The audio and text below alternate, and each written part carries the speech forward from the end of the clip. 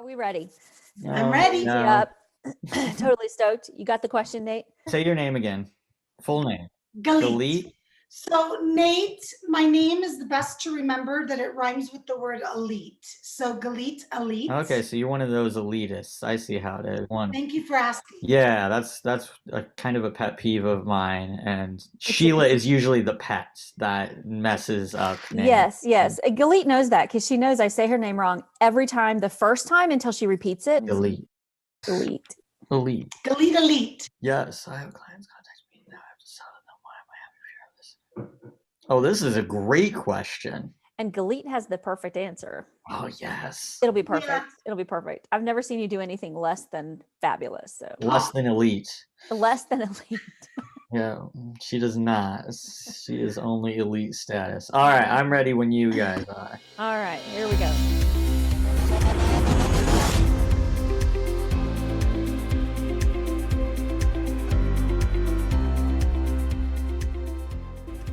Welcome to the messy back end of entrepreneurship. This is Mark Deal of Podcast Editor Academy and Podcast Guest Academy. We all know that the back end is where most businesses fail. This is the podcast about cleaning up the messy back end so you can save time, make money, and succeed. I felt it myself due to people, processes, and platforms. And now here are your hosts, Sheila J. Logan and Nate Tucker. Welcome. Thank you. Thank you all so much. We have a wonderful show for you today. Have you ever seen a sporting event live or on TV and seen the impact of confidence? A team of a lower skill can defeat a team of greater skill if its confidence is significantly higher. Confidence is even more important in sales. The entrepreneurs who have the most confidence will sometimes walk out as the winner in the bid for a client, even if their price is higher or their services are not superior. The opposite is also true. They may have the best services in the world, but if they approach their prospects with low confidence, the sale will probably die. So, what is the trick to successful sales? Rashid Ogunlaru said, "Be genuinely interested in everyone you meet, and everyone you meet will be genuinely interested in you." On our expert segment today, we're going to be speaking with my friend, Galit Ventura Rozen. Galit is an entrepreneur, professional speaker, business expert, and mother of 3 beautiful children. She won the 2020 Silver State Award for Entrepreneur of the Year. She was one of the top 100 people in Top 100 magazine. She's the founder of Everyday Woman and author of The Successful Woman's Mindset. She loves working with independent, savvy, and self-directed women who want something more, but might not know how to make it happen. And we'll hear some real questions and stories from real entrepreneurs with real messy backends. As an added bonus for the Messy Backend Exposed, our expert Galit will not only share her experience, expertise, and the tools she suggests to get your backend cleaned up, but she will also expose how to be as successful as her $1 million mastermind clients. If you're an entrepreneur with a messy backend and you would like to submit your story or question for our experts, give us a call at 801-810-6726 or visit us at themessybackend.com.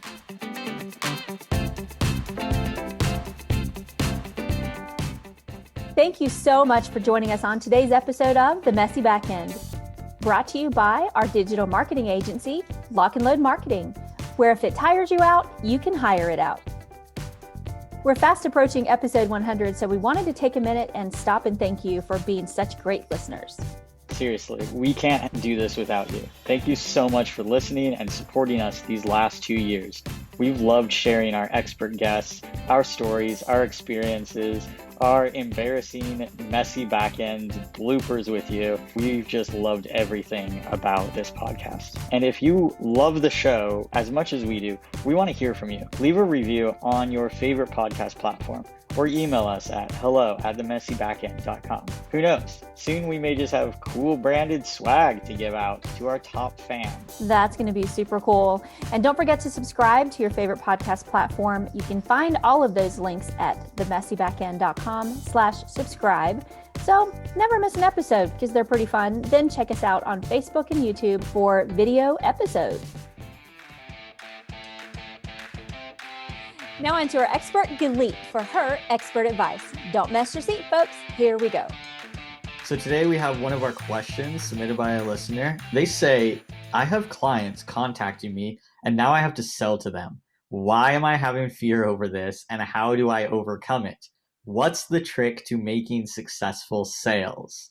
Ooh, good question, Nate. And typically when people do what they love, which a lot of our listeners or your listeners probably do, the sales part is what is the biggest fear for them, because we have this stereotype idea in our head of what a salesperson is, right? When we've watched all those movies, especially me from the 80s with those salesmen that are selling the cars and the tactics that they use. So it's very common that a large fear that a lot of my business clients come to me with is, great, I love what I do, I want to find clients, but I've got to sell to them. Galit, I'm not a salesperson. And they use that word.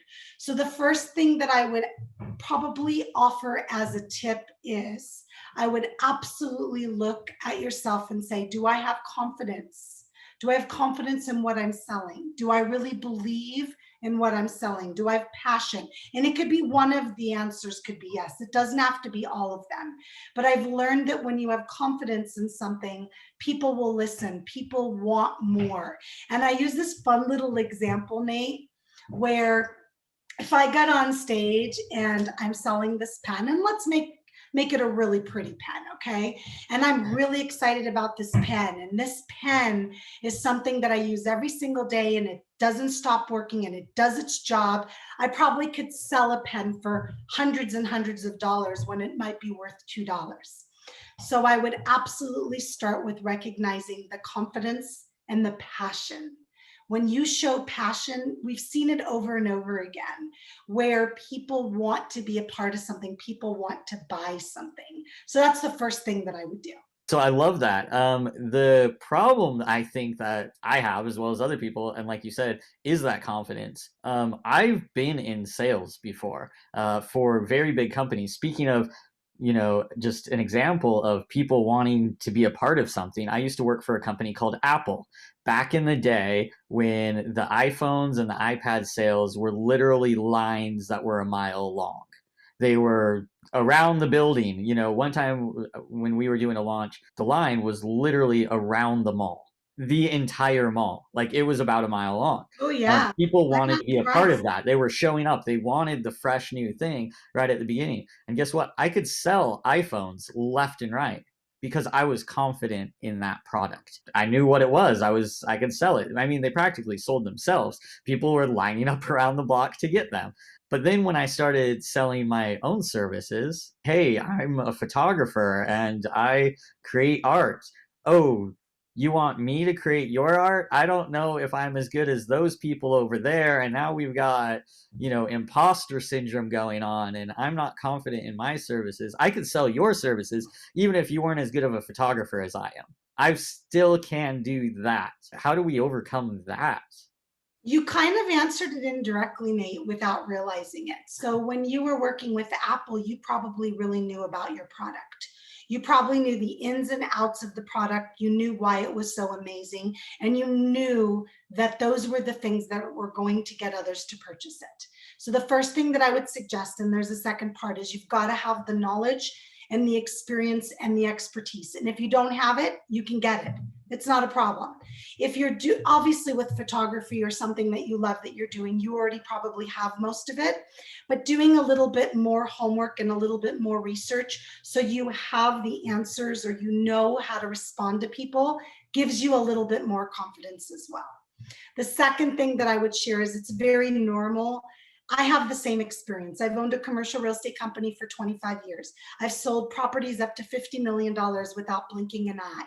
And then 4 years ago, I felt called to show women how to be successful in business. Okay, great. I'm selling $50 million properties, right? Now I'm asking people to pay me $1,000 or $2,000 a month, and I'm hesitant because it's about me. Right. So I think it's a work in progress. I think that with time. So one of the exercises I have my clients do, Nate, is when we start figuring out what they're going to charge for their services. A lot of my clients are service-based. I have them walk around the house and say it out loud. I charge, and say the amount. I charge. And they say it over and over and over again to get a little bit more confidence. Also, another thing we do is role playing, sales role playing. So for example, if you were my client, we would actually pretend like I was a client, and you would share with me how you would speak to them, what you would bring up, how you would sell to them. And I think, like anything else, it's practice makes perfect. At any point, you're always going to be a little hesitant when it comes to yourself. It's just natural human tendencies. But I think with time, that person that I was 4 years ago, that first time I had to tell someone how much I charge, I'm way different 4 years, 5 years later now, with the confidence. And that confidence shows through. I will tell you, people don't question what I charge now. They just accept that that's my value and that's what I'm worth.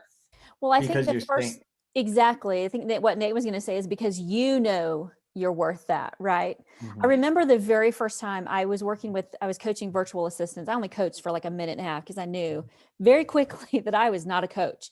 But when I worked with them, I remember the first time I ever said I charged $100 an hour. I choked on that a little bit. And within a millisecond, she was like, done. Where do I sign up? And for me, that was huge value to me to understand that, oh my gosh, they're willing to pay that. And not only that, but she made so much more money. So I think for me, one of the things too is like watching how much money do my clients make? Because that puts a number value on me too, doesn't it? But I It think does. understanding it yourself and believing it. So like Nate and I should do this. We should practice. Nate, I'll tell you how much I charge and you just go, yeah, buy it. And then you do the same. Because I think Perfect. also you need to hear the results, right? Like Right. You somebody do. confirming. But also recognizing that not everyone's going to agree, because there's so many reasons why people Right. don't hire you or aren't willing to pay. Mhm. And one of the things that I teach in my programs are a sales process. So there's a process, there's almost like a mentality to it, a mindset. And it's quite interesting because when you delve into the reason why people are hesitant about saying how much they charge, or why people say no to what you charge, it never has anything to do with money. It has everything to do with so much more. And a lot of times when I'm on my sales calls, which I don't call them that, I call them discovery calls or meet and greets, I give them a different name. I don't even sell myself or tell them how much I charge till maybe the last 5 minutes, because really that's not what it's about. It's about, what are you offering? What transformation are they going to get? What's the end result? What are they looking for? And one of the things that I share in the process that I teach is, as much as having confidence in it's so important to have the confidence and the successful, what I call it is the successful sales mindset. You also must, more than anything, be an effective communicator. And an effective communicator confuses people when I say that. You've got to be a good listener. And what I've become over the years, when you're selling multi-million-dollar properties, and I work mostly with men because mostly men are investors in this realm, I've got to be a really good listener, because the better listener that I am to exactly what they want, their end result, the more likely I'm going to find them the product that they need. Well, there is no difference in a service that you offer. Listen to there's a reason they got on the call with you. There's a reason why they reached out to you. Listen, learn, ask the right questions, which some of them might be, why did you reach out to me? What is it you hope to accomplish? What is a goal that you would want to accomplish with me? What is holding you back from accomplishing that goal? You start collecting almost this data, and then when they're done, you go ahead and respond to that data with what your service or product will give them in response to what they're looking for. And then now you've given value to what you're offering. And a lot of their times, words back on them. If you use the same words yes, back as you're describing it, they understand it, because words that we all use as marketers, they may not understand. So if you use their exact same words, they're like, oh, she gets me. And all you're doing is repeating like a that's parrot, what they right? want. They want to Yeah. be heard. They want to be understood. It's just like anybody else Mhm. when they speak. And now you turn around and you make it almost impossible for them to say no. Now, one of the biggest objections that you get from someone when you tell them what you pay, what you charge is, I can't afford that. That's huge. I can't afford that. Now you go backwards a little bit more. You got to go back to what they asked, what you asked them, the answers that they gave you. And really, I almost do coaching before I coach, if that makes sense. I coach them through the discovery call to working with me. You kind of coach them through their pain points. And like a way, if you're doing that type of coaching, it would be, I'm just assuming here, okay, you're having troubles with these things. I know you said you can't afford that, but can you afford to still live with those problems that you're having? What is the cost of having those, struggles that you're struggling with and not hiring me as a coach? Can you afford that? And if you can paint that picture in their mind of, no, I can't afford to not hire you, because of the results that I'll get or not get if I don't hire you. No, that makes Those perfect are perfect words, Nate, and I almost use them exactly like that. There's something so powerful in those words that I have to tell you that I have learned over and over again. And you're not going to close every single person, because if they've decided they can't afford it, that's their mindset. But I say to them, okay, great. You don't hire me. Where are you going to be in 6 months? Where are you going to be in a year? Where are you going to be in 5? Are you going to be where you want to be? But one of the things I do is I push on the value versus the sales. And I make sure I don't convince people, and most people aren't convincing them, because they've got to also be ready to be coached. Mm-hmm. They've got to be ready to be part of this change. And I make a lot of people very uncomfortable. I've had people on my discovery calls start crying. I've had people get shortness of breath. And I actually will say to them, that's it. You're ready. Because if this is making you nervous, this is making you anxious, it's something uncomfortable, and change happens in the uncomfortable. Definitely. Another thing that works for me whenever I'm on a call with someone like that is that by coaching them through that little bit, they're immediately realizing the value of what you're giving them. Like, you're on this free call and you are already giving them value. Imagine how much more value you're going to give them. And you and I and Nate, all of us have learned that whenever you offer something for a discount or for free or anything like that, the person who's receiving it is not as invested. It's that simple. They're really not invested. I've had a lot of experiences like that where I'll hold a workshop and the cost was only like $97. And women would reach out and say, I don't have the money. I don't have the money. I'm like, you know what?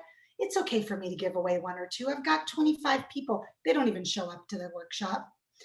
And they just got offered this on a platter. It's not about the money. It's about things that they have to work on within themselves.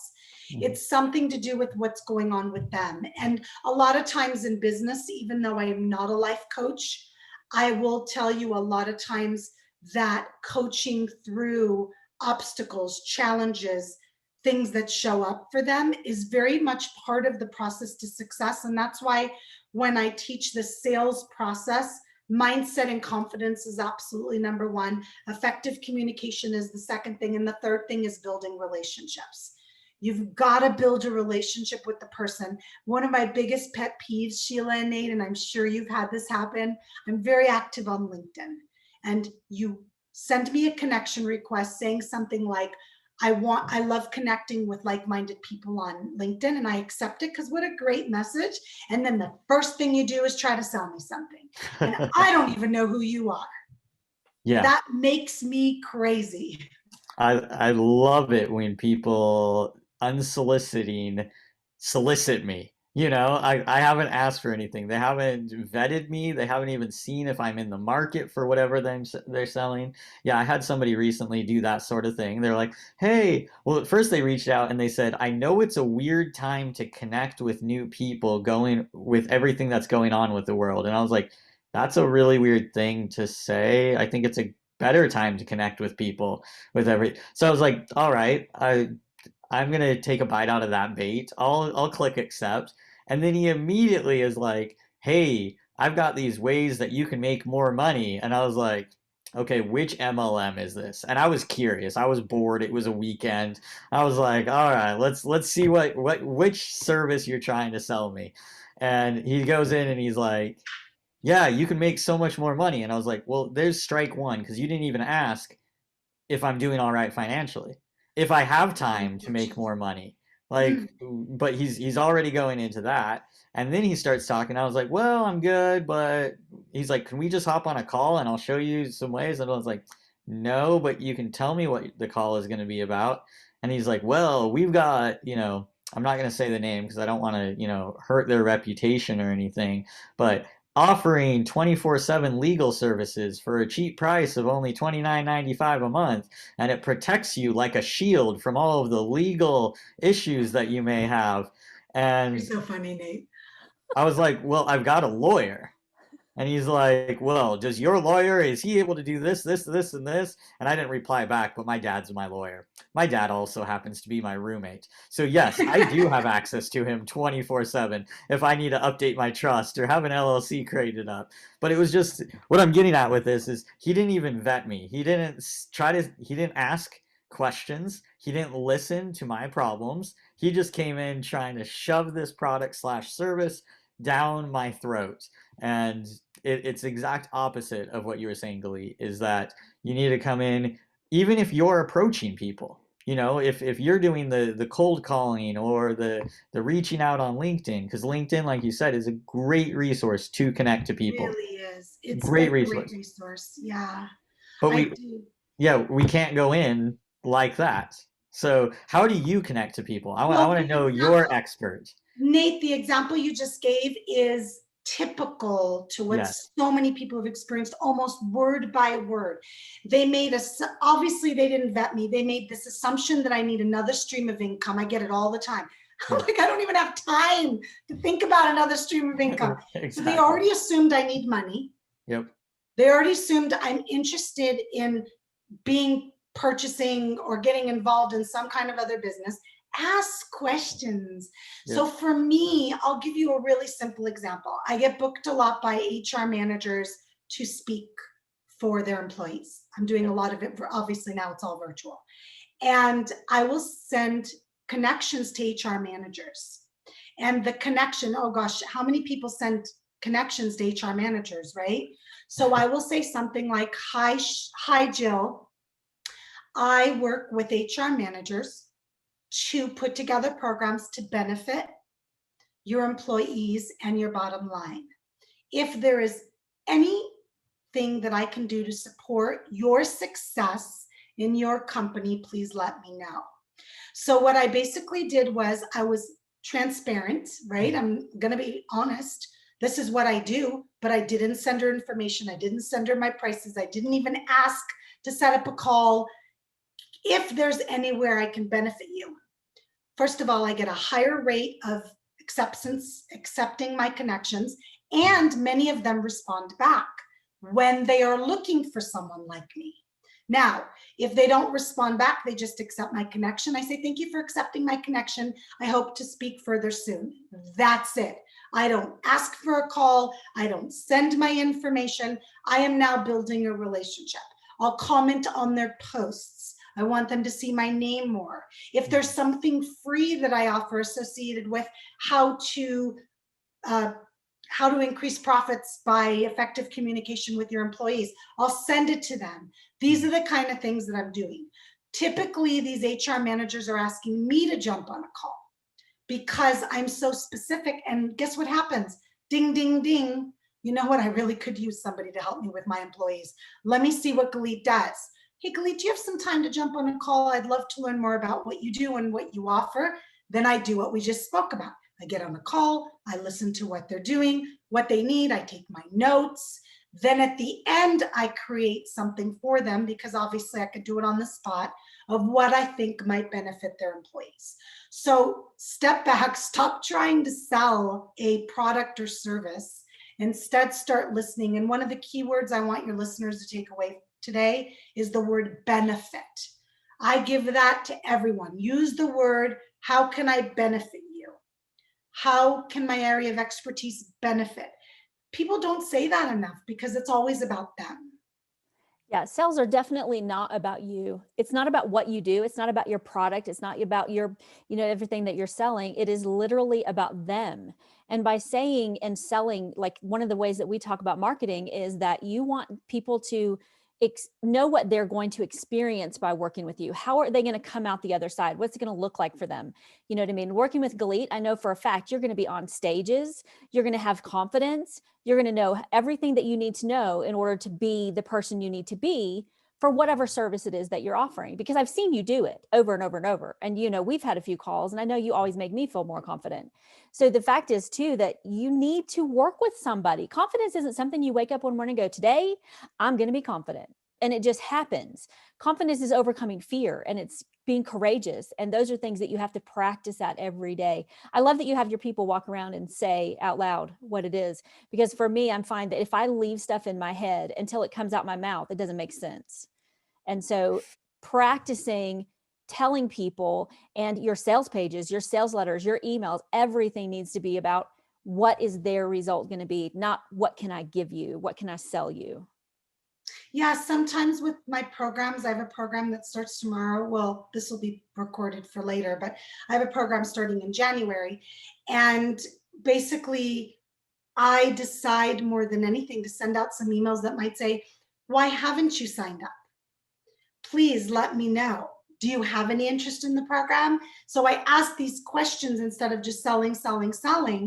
And people will respond back with, I love your program, but I'm just in too much right now. Or here we go, I can't afford it. And then I have a conversation to have with them, because they do want to be part of the program, but their mindset, their money mindset, which is a big piece of success in sales too, because you've got to understand how people's mind works with money. We'll go and we'll spend $5 to $10 a day at Starbucks, right? Let's just make that up. Let's say we'll spend $150 a month at Starbucks or on that favorite pair of shoes, but we will not think that a coach is worth that money. So a lot of times I'll also touch on the rate of return. So I'll give you an example. One of my speaker programs is $1,500 for 3 months in a group. Now I'm telling you, I'm going to teach you how to make $1,500 every time you speak or more. So your rate of return is just booking one speaking gig. So you sometimes have to touch on that. A lot of the business clients that I work with in sales, because I get hired for that, how to teach them to be successful in their business and sell. I'll say to them, one sale, how much do you make? Okay, great. Well, this is how much I cost. Why wouldn't it be worth it for you? So start thinking about your rate of return. Now, if it's a product, it's based on the rate of return of what the product's going to give you. So Nate used the photography as an example. How I love pictures. How wonderful is it to have good pictures? There's a photographer, a professional photographer, I hired them. I don't take selfies and put them on my websites and use them in my marketing. Which There's I'm a rate grateful of for. return Thank you. for years, Nate, on photography, right? Right. No, absolutely. And that's the type of thing. I talk with a lot of my photographer friends about that. And I have so many friends that when they're just getting started, they have the talent, they have the eye, they have the skill set to deliver what the client needs. But they don't necessarily have that confidence or that understanding of that return on investment. For example, one of my clients, we're not under a contract or anything. They just keep coming back to me. So they're a recurring client. They are a medical center, and they are hiring and firing and transitioning staff all the time. Like they have 300 employees. Well, they want headshots up on the website under the staff. So I'm going in almost every 4 to 6 weeks for an afternoon to do headshots for new staff. And I make a great amount of money off of them. Whereas other newer photographers might be like, well, okay, hour of the work, that type of thing. Whereas I go in and I say, all right, you're going to need these photos for your website. This is how much I'm charging per person. And the doctors and the owner or whatever, he doesn't bat his eye. He goes, okay, I can see that return, because he's a businessman. He goes, yep, absolutely. Cool. I've got that. Awesome. Here's your check. On the other hand, you have people that say they might want photos for their kids' graduation. And they're like, well, we want to spend and get a professional photographer. All the other times, we just grabbed our old, Canon Rebel out of the closet and snapped a few photos. And then you go to them and say, well, in order to take your, your daughter's graduation photos, it's going to be this amount. And they look at you like you're trying to rob them high and dry, unless you go back to why they're hiring you. Why did they contact you in the first place? Figure out those pain points. Do you want something that looks like it was taken by an iPhone?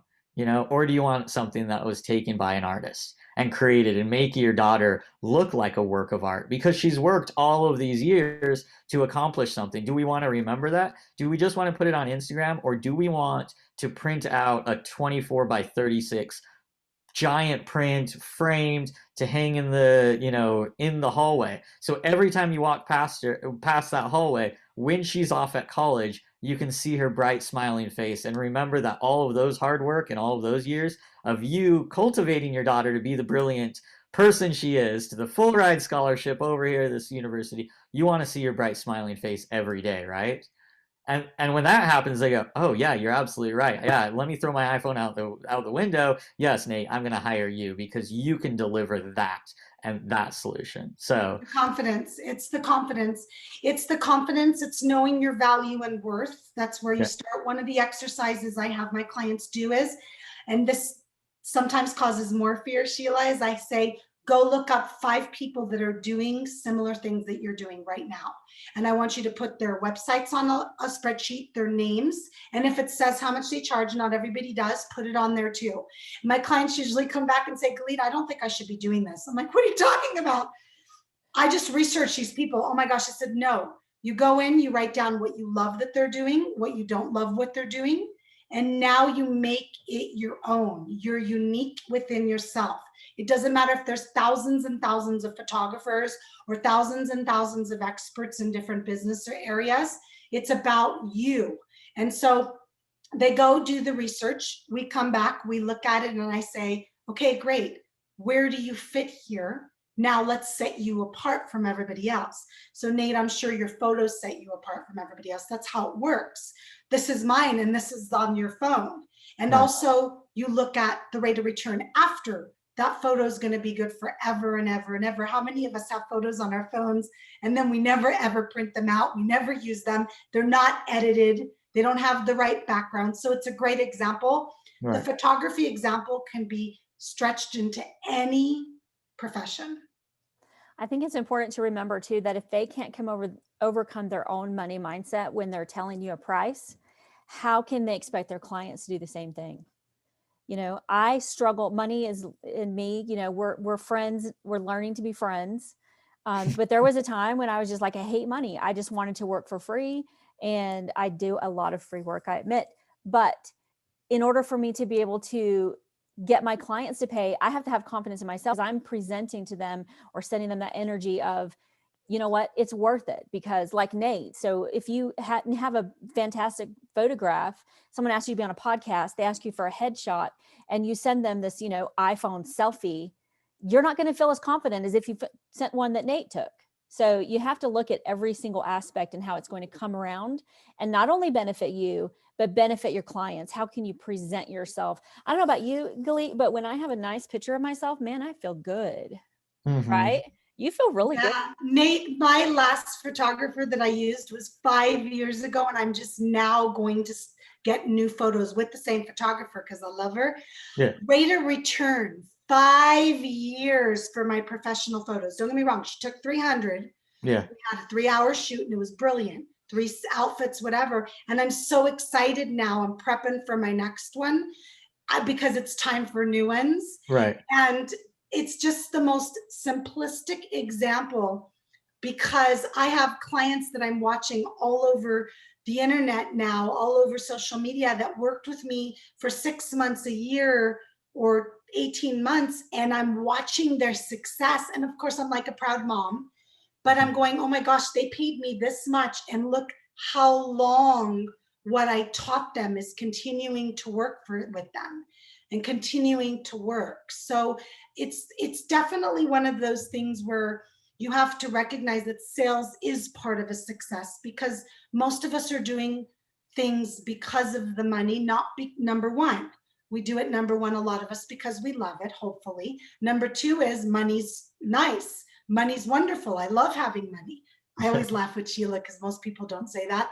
I love money. What a great thing to put out there, right? I need to learn how to say that. Yeah, I need to learn how to say that better because I know that money mindset is one of the biggest things that I struggle with. And so I am learning.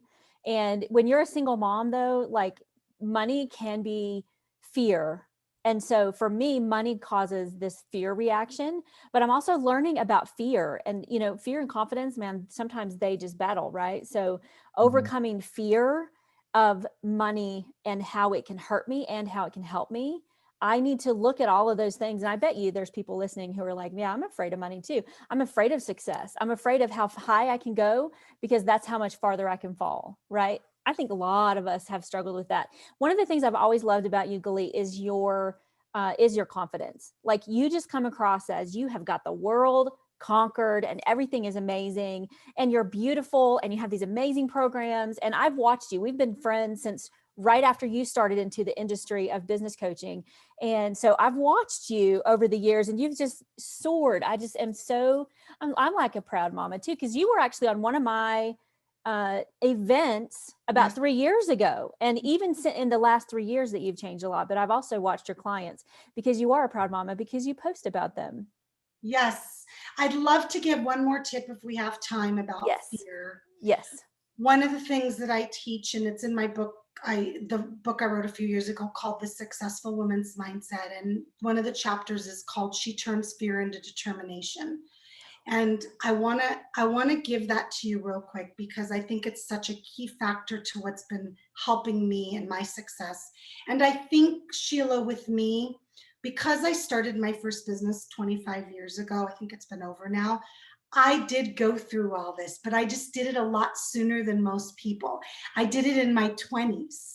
So most people go and get a job and work for someone and just deal. I had to figure out how to be an entrepreneur in my 20s, my early 20s. But this is the key.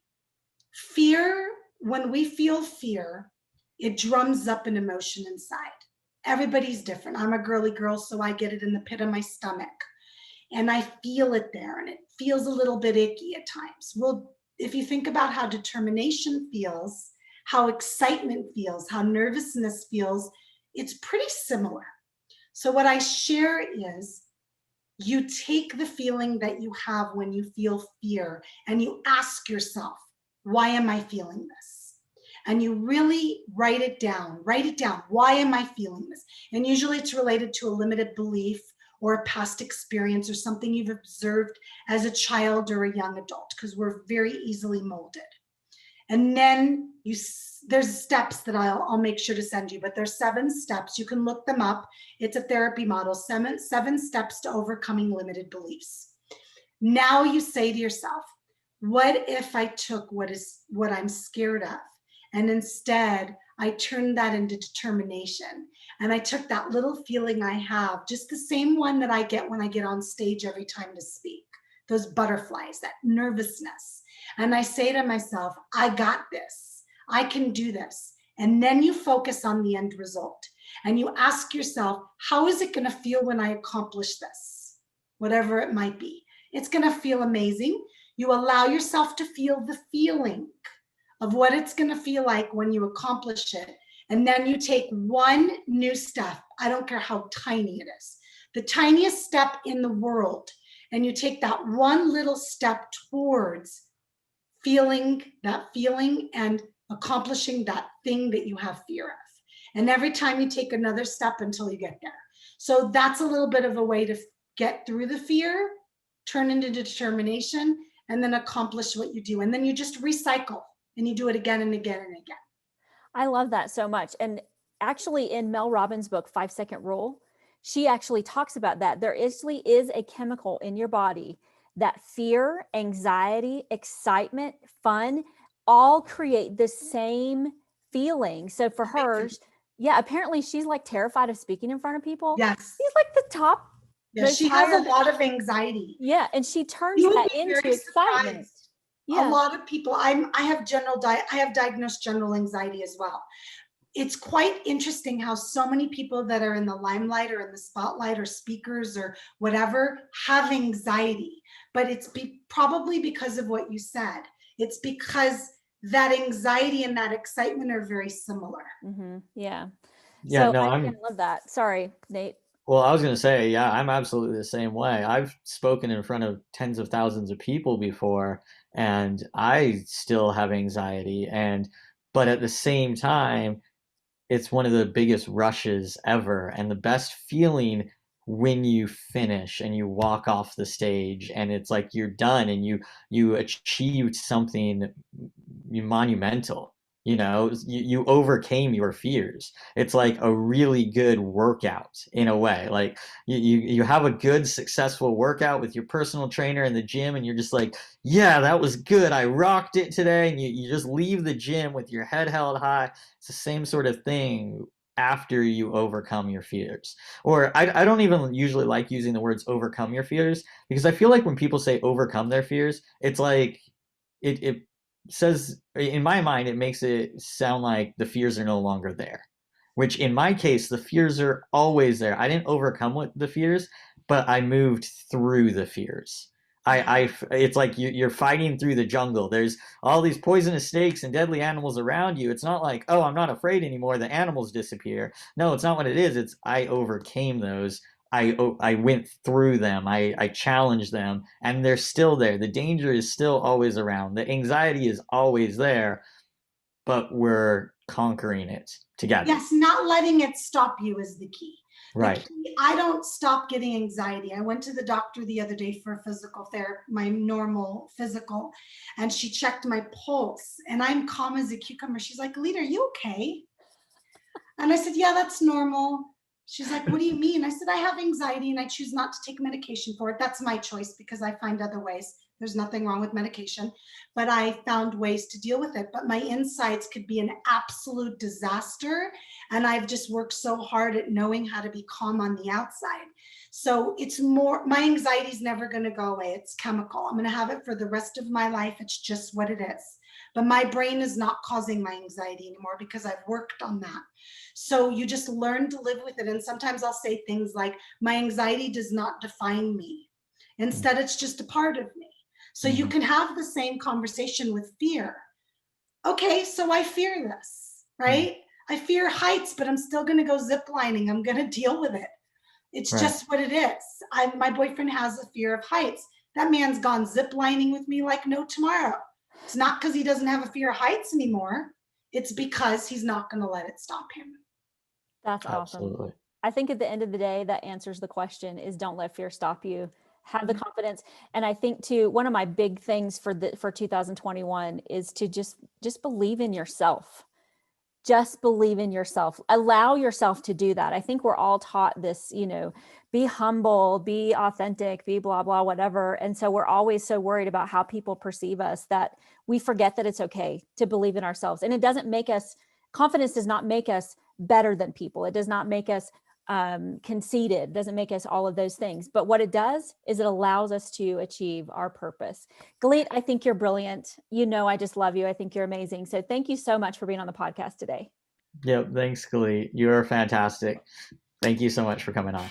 Thank you, Sheila and Nate. Thanks for listening to today's episode of The Messy Backend. We know you can't get enough of us. So have us on your podcast or have us speak at your next event.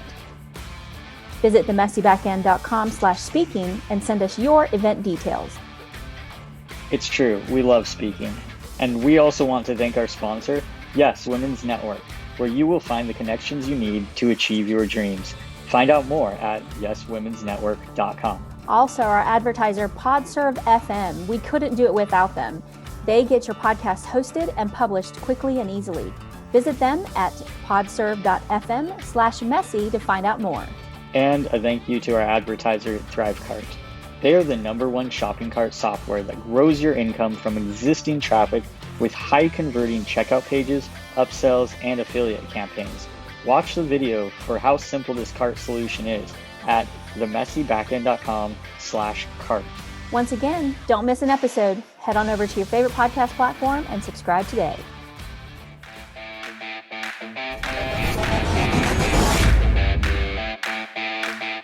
That's all we have for today's episode of The Messy Backend. I'm Ella Glasgow, the general contractor of virtual events, founder of Beyond Virtual Events, where we create done-for-you, stress-free virtual events. And I don't know about you, but I'm feeling like my backend is getting clearer with every episode. I can tell you from my experience that keeping a solid eye on our mission to pull up on the greatness in people has been a key to the success of our business. Join us again next week as experts share more customized business advice and tips about all the messy stuff that goes on in the back end of entrepreneurship. Remember, you're not alone. Every business has a messy back end that needs a little attention. Galit, every time you touch your desk, it makes a thumping noise. I want the thumping noise in there, actually. No, just kidding. I had a transition there. Okay, so cool. All right. What's the word? Complimentary. Complimentary call, senior moment.